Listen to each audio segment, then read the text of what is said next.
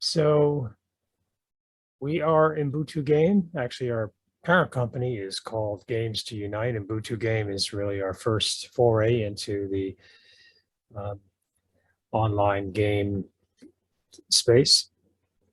And our ultimate goal is to look at introducing what Ubuntu Game is about, which is creating conversations among teens and young adults around diversity, inclusion, and unity, as well as some of the really critical issues in the world today. We were talking a little bit earlier about overfishing, that being one of them.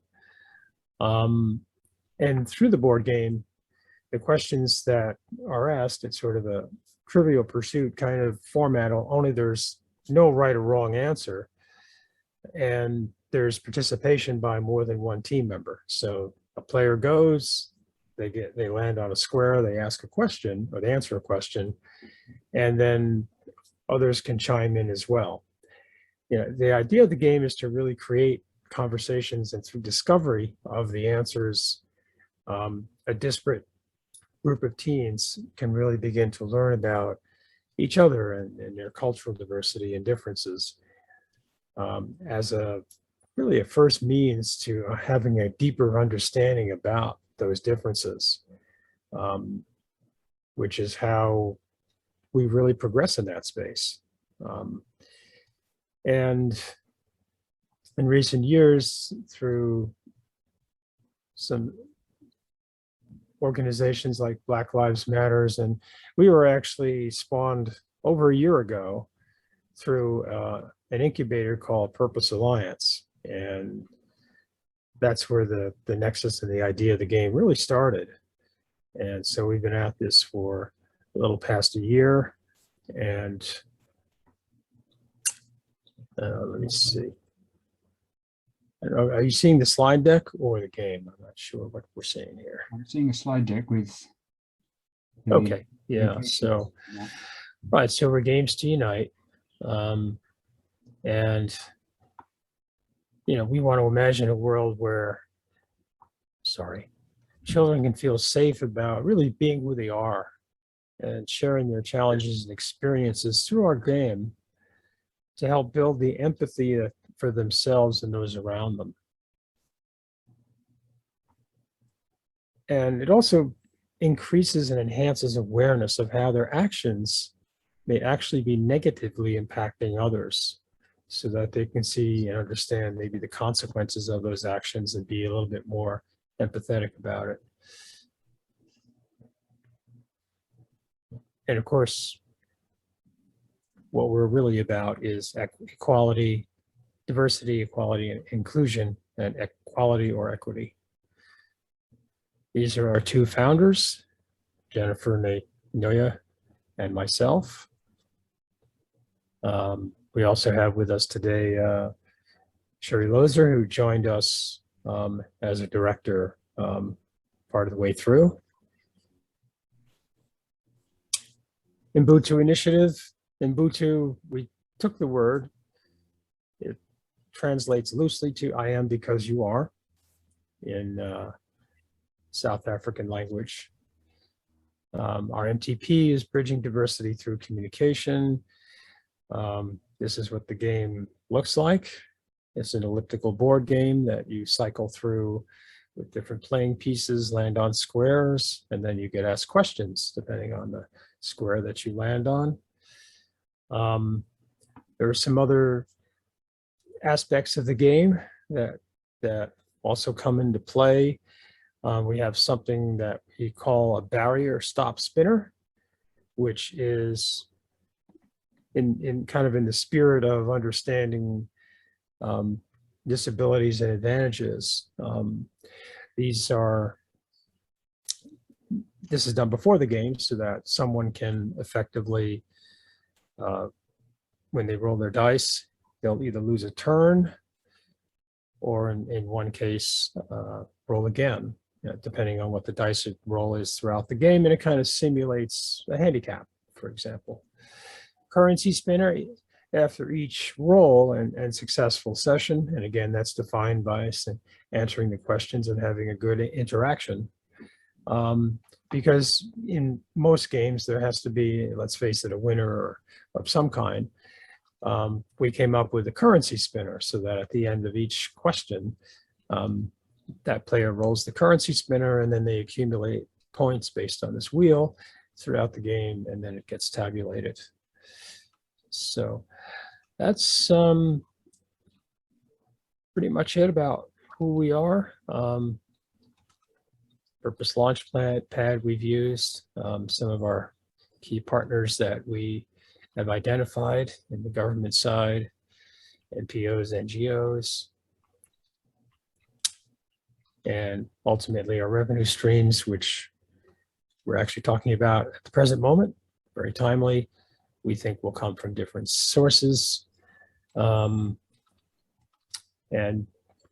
this project has been sort of an iterative approach. Right now, you're looking at effectively our beta release, and we will continue to refine it as we go out. So thank you for that. Now I will share my screen of the Ubuntu game in a platform called Tabletopia, which we discussed a little bit earlier today, is an online gaming platform. The learning curve with our game isn't too severe because, again, ours is a fairly straightforward kind of game. So it looks like we have 4 players that have signed on right now. So one of the things each of us can do is select our playing piece, where you see my glove is the one with the finger, is the one with the blue. So I'm gonna just, oh, sorry. So put these pieces and put it on the start square. Sorry, my computer's misbehaving. All right. If other players would like to grab a token there, Sherry, if you want to grab one, or Leanne, you got one? Okay, cool. Oh, sorry, hang on a second. I was looking at your screen and attempting to play, but I have a bad connection and it's disconnecting me and trying to reconnect. So I'm not even sure if I. Okay. Well, we have 3 players, myself, Leanne, and Laxman. Okay. So yeah, if you're having some tech connection issues, Sherry, we can probably just, we're okay with that. You can move Sherry's pieces anyway, can't you? So we can always take the low tech option of I can do having that too. Somebody play for somebody else. I can do that too. So Sherry, I will do that. You are the red, so let's keep that consistent. Okay. So the next thing we do is, as I mentioned, we have this aspect called, I'll just slide this up a little bit. All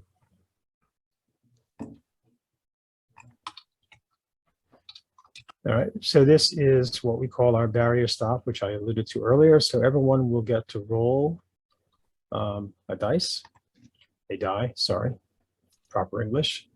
There are 2 die here. There's a white one and a black one. Doesn't really matter which one. So I will go first.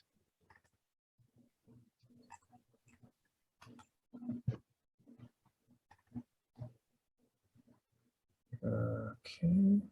Oh, sorry. Yes, in order to roll the dice, you have to put your cursor on it and click an R. All right, so then I have a 5. So that means when I roll a 5, I lose a turn. So that's where we are. Okay. Leanne, would you care to roll the die? Again, just put your cursor on it and keyboard shortcut R. All right, so you have a 5 too. So you and I better not roll a 5. Okay. Sherry, if it's okay, I will roll on your behalf. Get this guy here to cooperate. All right. Okay, and let's see. Well, Sherry, you have actually a benefit. So when you roll a 3, you get to roll again. So just be mindful of that. All right, so we're about to start the game. So the oldest person goes first, which is always me. So I will roll first. 2. So one of the things I will do is just make the board game itself bigger so we can actually see. So just so I understand, Richard, so that initial role was just to establish the sort of constraints that each of you are operating under. Is that right? Yes, that's correct. For the whole game. Yes, this applies for the entire game. Okay, cool. Okay, so yeah, so I've rolled a 2, so I'm going to move 2 squares. Sorry, as soon as I can. The mouse is not cooperating. There we go. So 1, 2. So this is in our wild card category, which are these 3 over here. So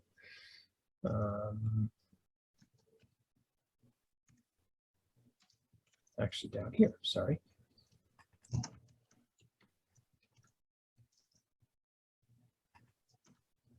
Oops.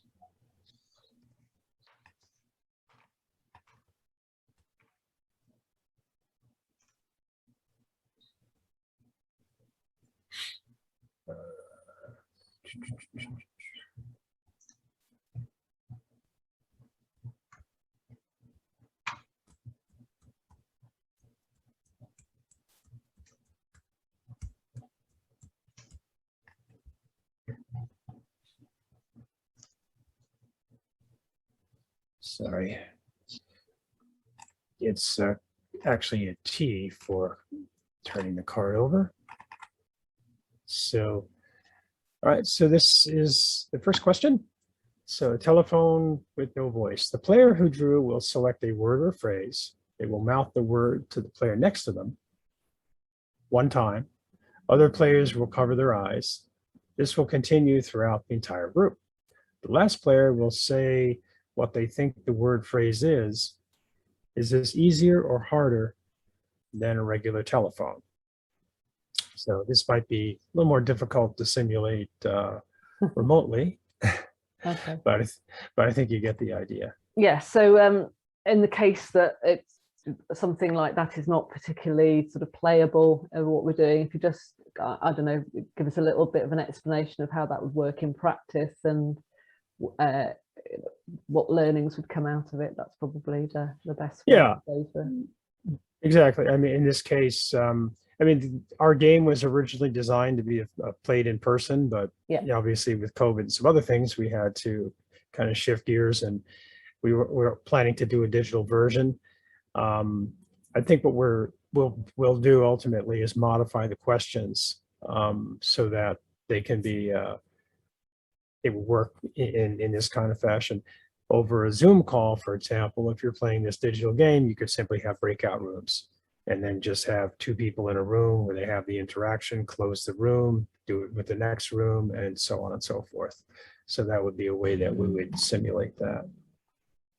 What kind of experience does this card usually generate within the game then?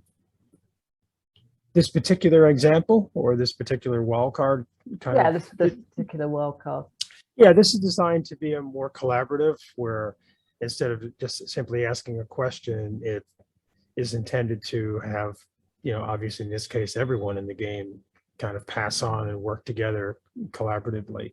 Yeah. In this kind of question. I think maybe to answer your question, though, it's probably more the idea that perception has a significant impact on, communication from one person to the next. So just because I communicated a piece of information to you with a certain intent doesn't mean you've received it the same way. So by the time that it gets around to the end, we lose sight of how a piece of information or anything has been communicated, and all of the lenses through which we interpret and share information is one of those things that plays into that particular card. So, okay. Yeah. Yeah. Because I've always got my kind of facilitator's head on when I'm watching stuff like this and thinking, how does that link to a debrief that I might do? But yeah, that makes a lot of sense, Sherry. Yes, and Sherry's obviously, thank you for that, Sherry. She's our resident expert. Sorry, I'm just flipping this card. There we go. All right, so the next player to go, let's go with the youngest. Leanne, you're up next. So, yeah, click R, Control 5.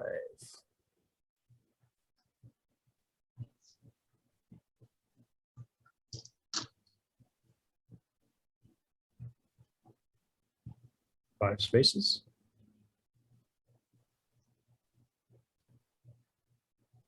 Yeah, that's going to put you on this green space, which is called Healing Our World.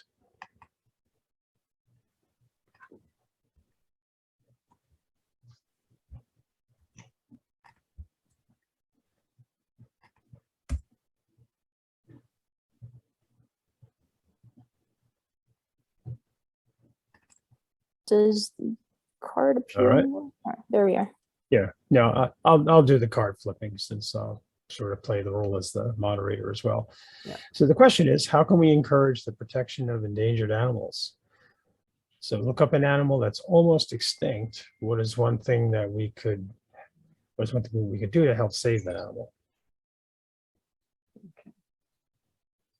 So, well, I think off the top of our head, I know that the Siberian tiger is extremely endangered due to poachers and whatnot. I think there's maybe less than 100 in the world left.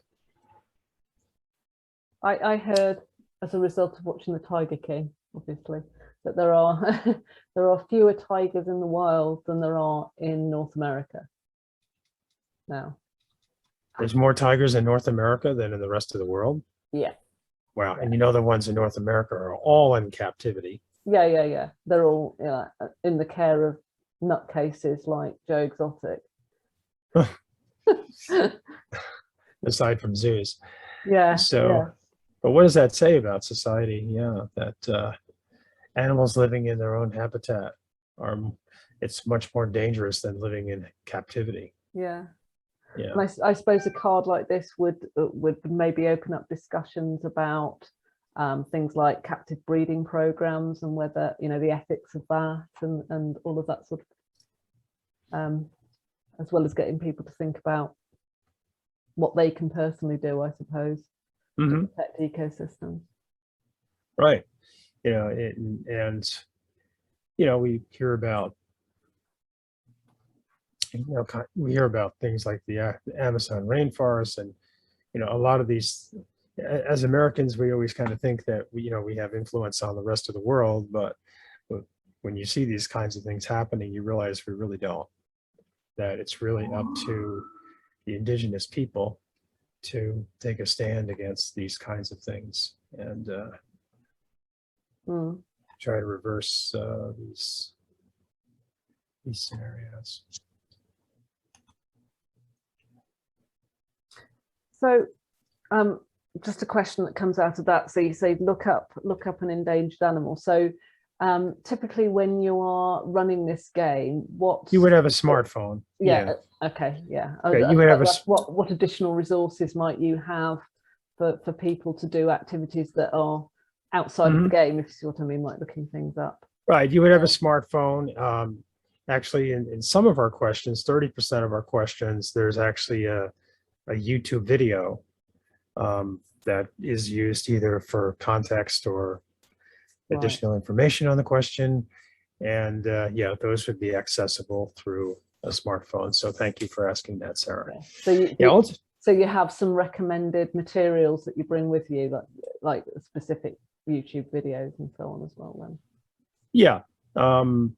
they're embedded in the questions, so the player would just access the videos. If they were playing online, I believe the link is live. They can just click into it.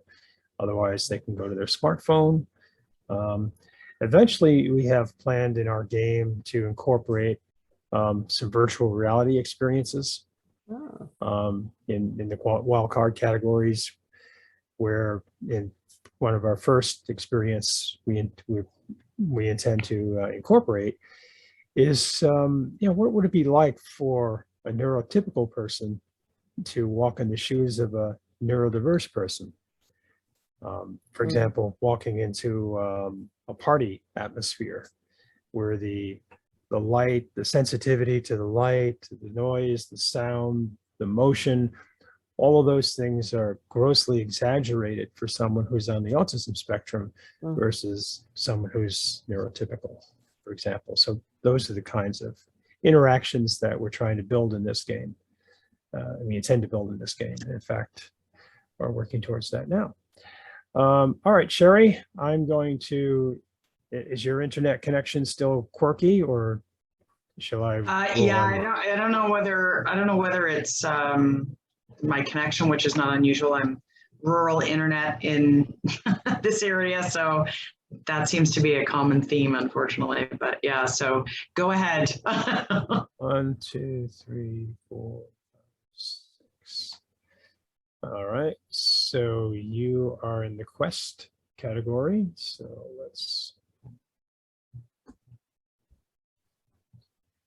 open that question. So under the category of multiculturalism, and again, this is another question that would likely be either a Zoom session or even an external session. Our original design, again, based on a board game, had some of our questions kind of requiring homework, where you would read the question, go out, do some research, do some homework, and then come back and resume the game, and then provide your answer. And this is an example of one of those questions. So in your classroom or neighborhood, find people of different ethnicity: Chinese person, white person, black person, Indian person, mixed race, colored person. Ask them one question that would be of interest to you, and in turn, have them ask you a question in return. So this way you would kind of get to know one another better, and also would get to know someone, and they're kind of coming from their perspective. So we could sort of play with this. Again, I know you're an African-American young woman. I'm a white guy. So, a question might be, what was it like growing up where you grew up? As a Black person, were there any noticeable differences growing up as a Black person in where you grew up in versus anybody else? That could be a question, for example. And then again, you could ask me a question from your perspective.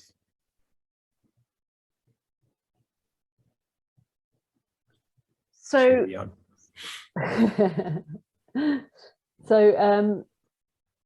with these kind of quest cards, then would you?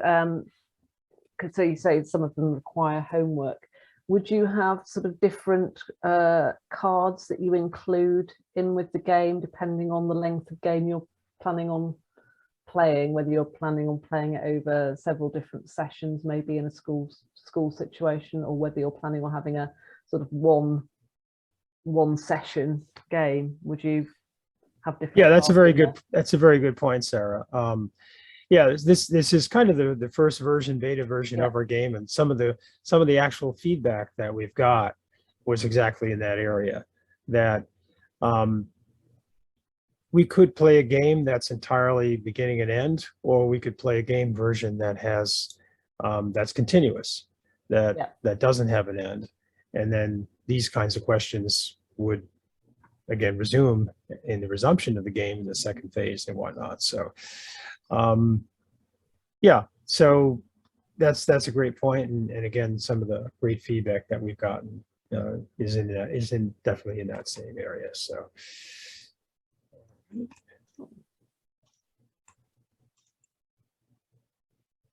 So just put this card on here.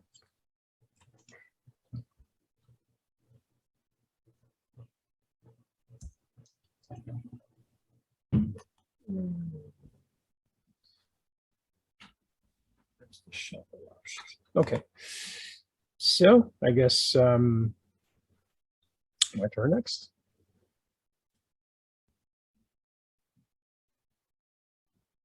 Four.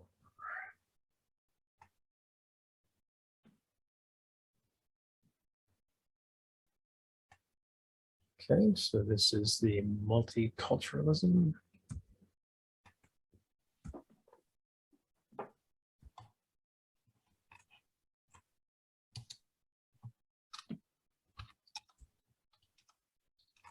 Let's see what this question is. How would the world be different if you could not tell what culture, race, ethnicity someone was just by looking at them? That's really interesting question. Yeah, I don't know if that means someone who might be vision impaired or someone who's colorblind, or if someone, or if our perceptions were just so different that we could not really tell the difference. But how would the world be different? I think that world already exists to a certain extent. I don't think it's necessarily obvious what people are just by looking at them. This is true. Yeah. Yeah. Can't judge a book by a cover, right? That's the old adage. Yeah. So, okay.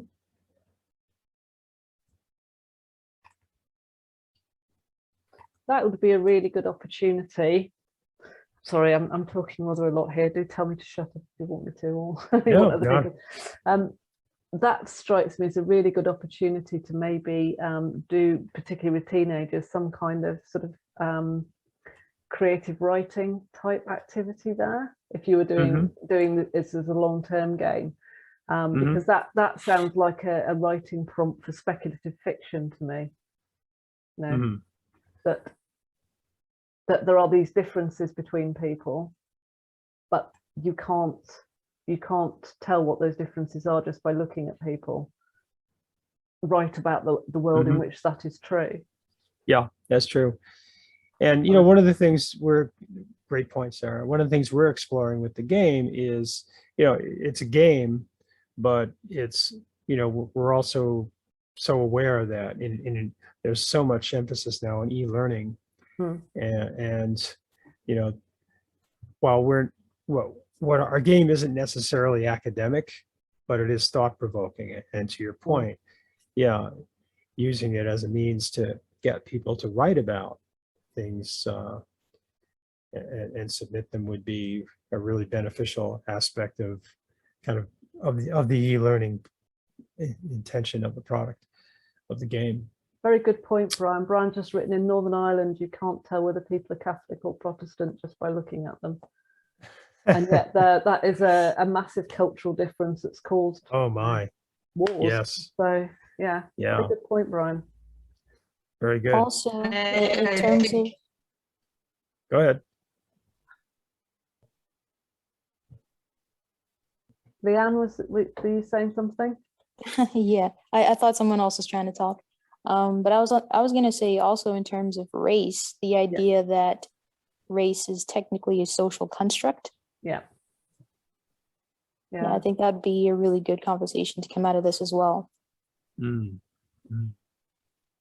and I think there's a lot of geographical assumptions or language or behavioral or religious assumptions that people really do encounter. I have friends who are, I good friend of mine who has the most Irish name you could possibly imagine, but he is very clearly descended from, his Indian grandfather, more so than most of the rest of his family, strangely, for some strange reason. And so it's surprising to people when they meet him if they've seen his name only, or vice versa. So, that is an example of where, those social constructs that we're talking about, there's a lot of other pieces that go with that as well, I think. So, yeah, I love the idea of, a written assignment. I'm sure that the game players don't think it's a great idea, but. Yeah, but yeah, the idea of race as a social construct is really interesting. I can't remember what book it was I was reading recently. It might have been The Clapback, which is a really, really interesting book about assumptions that people make about other people based on what they perceive their race to be. But the author definitely made the point that actually the whole thing is just completely made up. Yeah, it's just a social construct, and people identify in different ways as well. And one of the things that I often find quite interesting is when people are mixed race, how do they decide how they're going to identify themselves? Yeah. And it often differs an awful lot with what other people decide they are as well. Yeah, that's so true. I know the actress Halle Berry, who had a white mother and a black father. She's light skinned, but she always identified herself as an African American, although, she was close to her mom and, always spoke very positively and highly of her mom. But you're right, in certain situations in the multicultural realm, we have to kind of decide. In some ways, we can't be both. Because those are the labels that society tends to impugn on us. So that's a super interesting question. All right, Leanne, you are up. Or was that you? No, you're up next. Go ahead.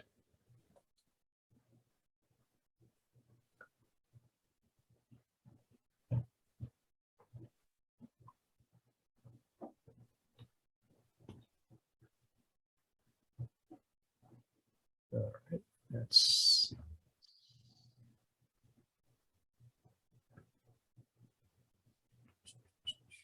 include me. Oops, sorry.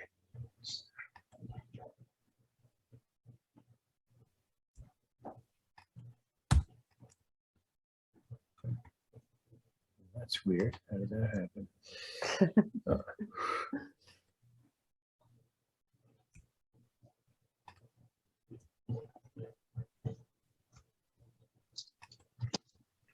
Why isn't this card flipping? Oops. Oh, probably because I don't have grab. There we are. Include me. Oops, sorry.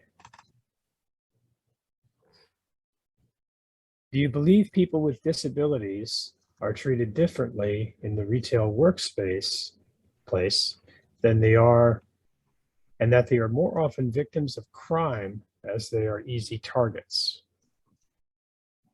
So what do you think, Leanne?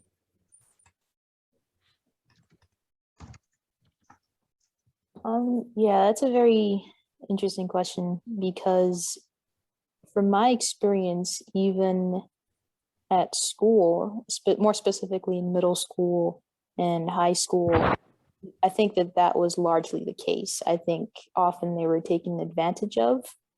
And it was something that I saw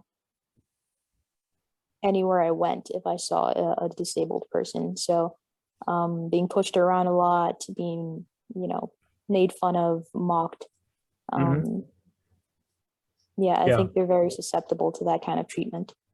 Certainly for bullying, and it's interesting in the retail workspace.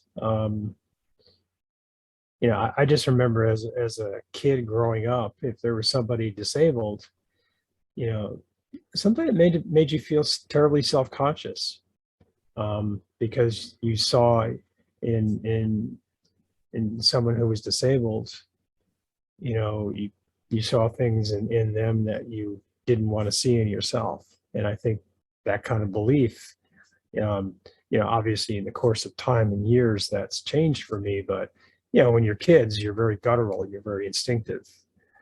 You don't really know how to process things, in that manner, and realize that your beliefs can or shape who you are, but you need to look at those beliefs very openly and very honestly and challenge them when they're not the truth.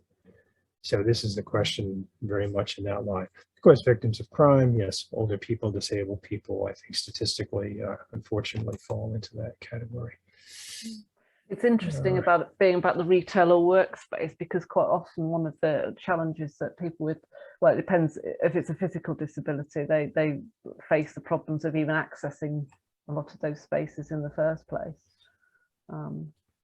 That's another key point. Yeah. I mean, for example, there's legislation in the UK that says that if you have a public building, that you have to make that accessible to somebody in a wheelchair. But what that means in practice is quite often that will mean that you will have a makeshift ramp which you can get out temporarily to put over your step of your shop or whatever, so that you can get in. But of course, that in itself is a social barrier, even though in theory people can get in, because they've got to put themselves in a position of asking you and depending on you to do that for them, rather than being able to independently access that space. Sure.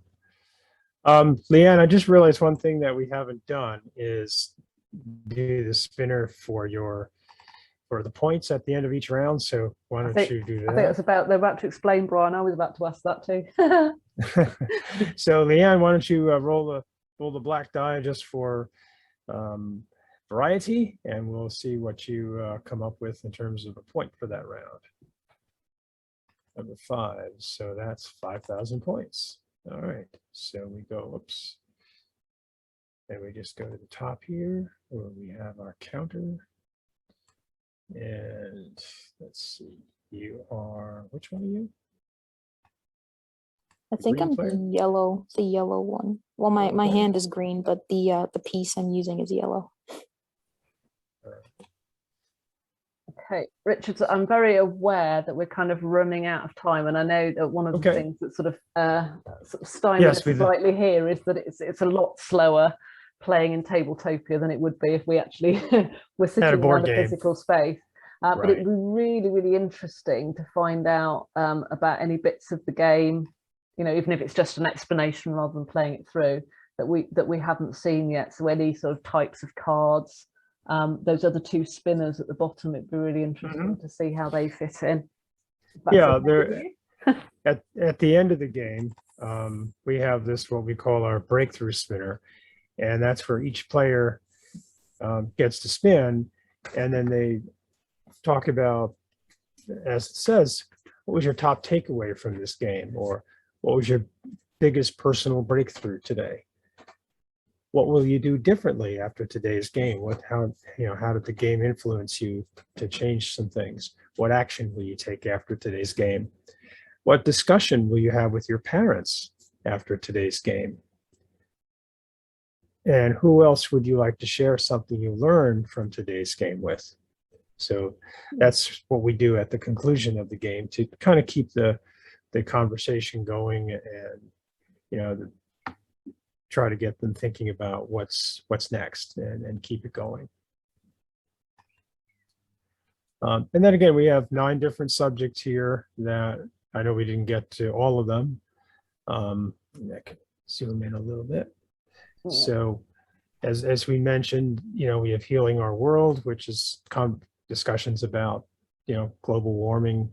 Don't label me, which I don't think we got to, which again is the conversation about multiculturalism or culturalism and differences where we grow up in the world, and how, the world tends to like to label us, but, let's not fall into that. Multiculturalism specifically, we have a category on that. Viva la différence. My best French, and I'll always get corrected when I go there. We have a debate card category as well, where 2 players take different sides of a particular area and debate it. Over here we have knowledge reboot, which are, thought-provoking questions about how something can be altered, done differently in our society or whatnot. Quest is kind of a category that's activity-based, where two players might do a pantomime together or play charades or something along those lines to, kind of have some fun and an activity-based. And then wildcard is what we're also calling collaborative activity, and that could be just about anything. It includes the kinds of questions or activities where there may be homework or, use your mobile app to research something and then come back with and talk about it in discussion. And yet we didn't get to see any questions with any of the video links from YouTube videos, but those again are embedded in the questions. They're a minute or 2 minutes long. You would play them and then use those as kind of context for the conversation, particularly if it was something. I know one of the ones we talked about was the unfortunate perpetuation of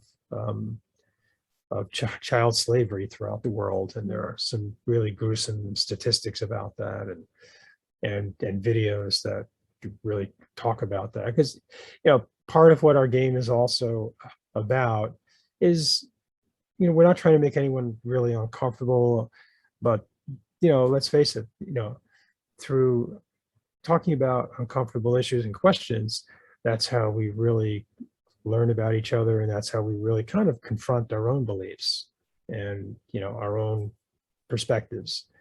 So we don't just softball the questions in the game. These questions are intended to create thought process and in young people. So I have a question around that. So if someone were facilitating the game, do you have any rules around etiquette and how to run the game? Because I can see there's, like, some of these questions, there is quite a lot of potential for people to become upset or to become antagonistic towards each other. So what's kind of built into the facilitation process to kind of diffuse that or ensure that people are protected, I guess? Sure, that's a great question. And normally we would have a there is a facilitator role that would be played to do exactly what you're talking about.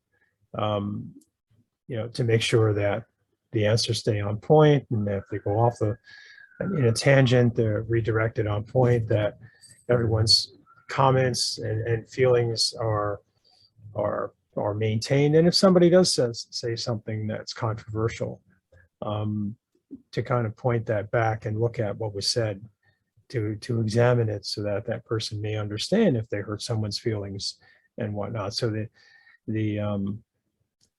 facilitator is a very key role. I mean, in a perfect world, they would just kind of stand back and observe and watch the time and make sure that everyone's speaking up and no one's being a wallflower. But in practicality, some of these questions will definitely require them to step in. So with that in mind, do you have a kind of, because I mean, I don't know how the game is intended to go out into the world, but if it's intended to sort of be made available to, say, teachers for use in classrooms, is there a kind of training process that you would take people through to facilitate, to deal with these kind of sensitive issues? Yes, absolutely. And we actually have some written guidelines for facilitators. They're actually within the game itself, as well as how to play the game. There's a couple of there's a couple of instructions that come in the game. But yeah, we intend to having videos that would show how to be a facilitator, and what the guidelines of the game are, and the importance of that role, and how to best execute that role. Brian, Awesome. do you have any question, Brian Lakshman? Santanu? No, I'm good, thanks. It's been very interesting watching it. I can see that it's potentially quite a time-consuming exercise, not because of being online and that side of things, but just the question themselves could raise quite lengthy discussions. So rather than being a game where you get five plays in 5 minutes, you might well get 5 plays in an hour. So Yeah, that's true, Brian. And that's, where the facilitator has to at some point monitor the time and close the discussions. But yeah, if the discussion is healthy and really contributory, it's up to them to really let it go. Yeah. I don't know if what you're saying is positive or negative, but it's neutral. I think it's just about finding the right opportunities. That it wouldn't help to have a group of 15 playing this in 1 hour, because you wouldn't get 15 people to get anywhere on the board. It would feel frustrating from a game mechanic point of view. On the other hand, it might be a great way of having a really good hour's discussion that involves 15 people. But it's a question of how it's framed and presented, I think, to make sure that you don't have that mismatch. Sure. And we think the ideal size for the game is between 6 and 8, because to your point, Brian, 10 or 15 or more would make it difficult to get through more than a question or two for each player. Lakshman, you unmuted. Yeah, I agree to Brian. I liked the way you have gamified the entire dialogue process, and I do see a merit of this being played over subsequent frequency for the same team and progress the dialogue. I am still a bit not sure, maybe because we have not had played the full game, but I'm still a bit not sure on how this would actually something like maybe the first one, wherein we have only one spin wheel area which says roll again, and all the others are lose again or lose a turn. Something like this, I'm not sure how this actually makes the simulation of the disability in the game more predominant.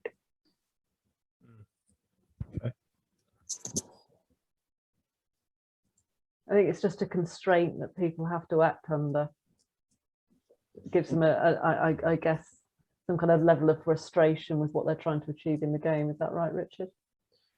Yeah, that's the intent, but thank you for that feedback, Laxman. We can always sort of look at things and this is an MVP, so we can certainly think that through a little bit further, and I appreciate your feedback.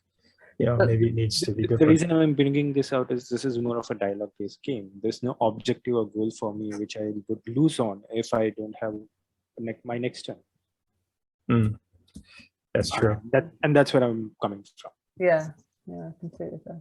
Lakshman and I are both Lego Serious Play facilitators, and one thing that kind of strikes me looking at this, which kind of links back to the last question I asked, is when you're facilitating Lego Serious Play, there are very, very strict rules on etiquette, which facilitate a particular way of being within the sort of the play rather than the game, because it's not really a game, Lego Serious Play, which encourages people to lean into the meetings. It encourages everyone to take part, but it also discourages the idea that people can attack each other, because you're using the Lego models. It depersonalizes any potential sort of I don't know, criticisms and things like that. And I was just wondering if there was a possibility for that kind of, I don't know how familiar you are with Lego Serious Play, but whether there was a potential for sort of instituting something like that to make a safer space for participants and easier for the facilitator. You know what I'm talking about, don't you, Latch? Yeah. Very true. Just to add on to Sarah, more specifically, the Lego Serious Play methodology brings in an atmosphere of psychological safety and inclusivity, and also it nips away all kind of judgment, potential for judgment. Okay, great feedback. Thank you so much. Yeah, we Yeah. can definitely implement rules of etiquette, and those should be definitely laid out by the facilitator at the top of the game and get Mm. everybody's agreement, most importantly, before proceeding. Yeah, that's great. Great feedback. Thank you so much. Yeah, because I can think of a few sort of very polarizing topics that might come up. I mean, vaccination at the moment would be a very polarizing topic if that occurred in a conversation. Yes. Because some people, you know, literally believe that, you know, vaccinations are killing children. And Right. And even Yeah. especially in the autism space, there was a Yeah. lot of notions in that. It's been yeah, it's been debunked, but I know it's but that's amazing. made no difference, has it? I know two chiropractors who swear that vaccinations increase the likelihood of autism, Yeah, and you can't move them off it. no. And of course, it's been debunked by hundreds of independent research studies that were not funded by the FDA or the federal government in the U.S. or anything like that.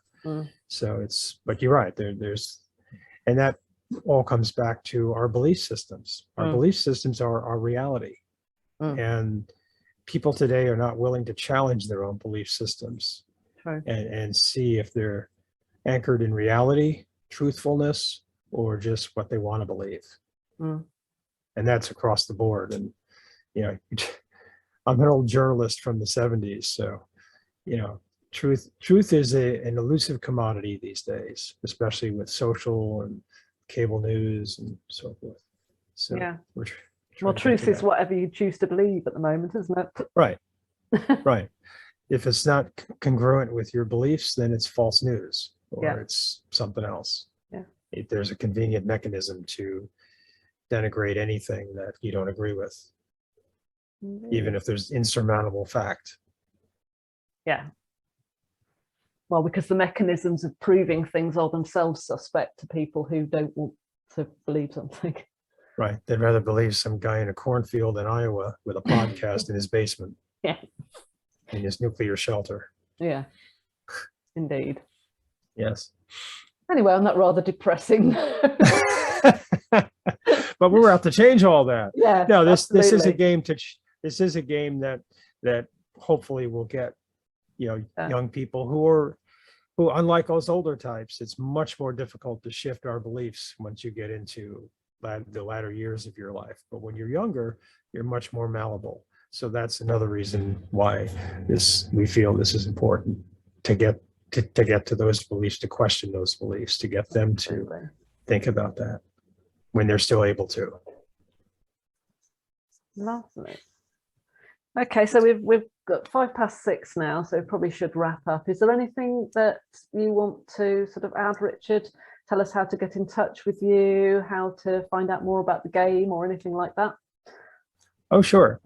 We have a website, ubuntugame.com.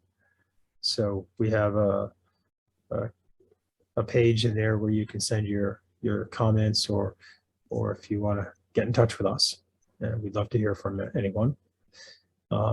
Especially since we're, as I mentioned, this is kind of a beta release of the product, and the great feedback we got today will help us to hone the product and make it better. And that's what it's really all about, because, the game is about the future of our children, of our young leadership.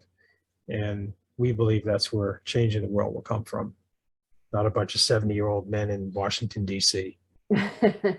Yeah, absolutely.